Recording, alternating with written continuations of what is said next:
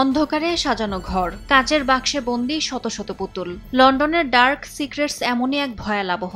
ইউরোপের সবচেয়ে বড় অভিশপ্ত পুতুল সংগ্রহ সাধারণ দর্শকদের জন্য এখন উন্মুক্ত। লন্ডনে শুরু হয়েছে এই ডার্ক সিক্রেটস নামে অন্ধকার রহস্য আর অতিপ্রাকৃত ইতিহাসের এক রহস্যময় প্রদর্শনী। ২৭টি কক্ষে রাখা হয়েছে ১,০০০-এরও বেশি নিদর্শন, যার মধ্যে রয়েছে ইউরোপের বৃহত্তম অভিশপ্ত পুতুলের সংগ্রহ। ইতালির তুরিন শহর থেকে আনা কিছু পুতুলকে ঘিরে আছে অলৌকিক ঘটনার গুজবও। স্থানীয়দের বিশ্বাস, অভিশপ্ত বস্তু মানে এমন কিছু যার সংস্পর্শে আসলে তার উপর নেতিবাচক প্রভাব ফেলে। প্রদর্শনীতে রয়েছে এমন বহু পুতুল যেগুলোকে অভিশপ্ত বলে বিশ্বাস করা হয়। কাচের বাক্সে সাজানো এই পুতুলগুলোর পাশে দেখা যায় আমাজনের এক আদিবাসী গোষ্ঠী শুয়ার উপজাতির শুকনো মাথা, যা একসময় যুদ্ধলব্ধ ট্রফি হিসেবে সংরক্ষিত হতো। আমি বিজ্ঞানী হিসেবে এই প্রদর্শনীর ধর্মীয় বা রহস্যময় দিক নয়, বরং এসব বস্তুর সাংস্কৃতিক ও সামাজিক অর্থ ব্যাখ্যা করার চেষ্টা করেছি।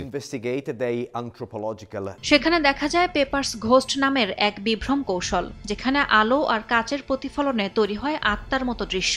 মার্কিন গিটারিস্ট জিমি হেন্ড্রিক্সের ব্যবহৃত জ্যাকেটটি ছিল সবচেয়ে নজরকাড়া প্রদর্শনী। হ্যালোইন মূলত একটি পৌত্তলিক ধর্মীয় উৎসব ছিল, যা পরবর্তীতে খ্রিস্টান প্রভাবে বদলে এখন বাণিজ্যিক উৎসবে পরিণত হয়েছে। হ্যালোইনের আগে আয়োজিত এই প্রদর্শনী ভয়, কুসংস্কার আর বিশ্বাসের সীমারেখা মুছে দিয়ে এক বাড়তি কৌতূহল ও আনন্দ যোগ করেছে দর্শনার্থীদের মাঝে। ইয়াসমিন অনন্যা, সময় সংবাদ।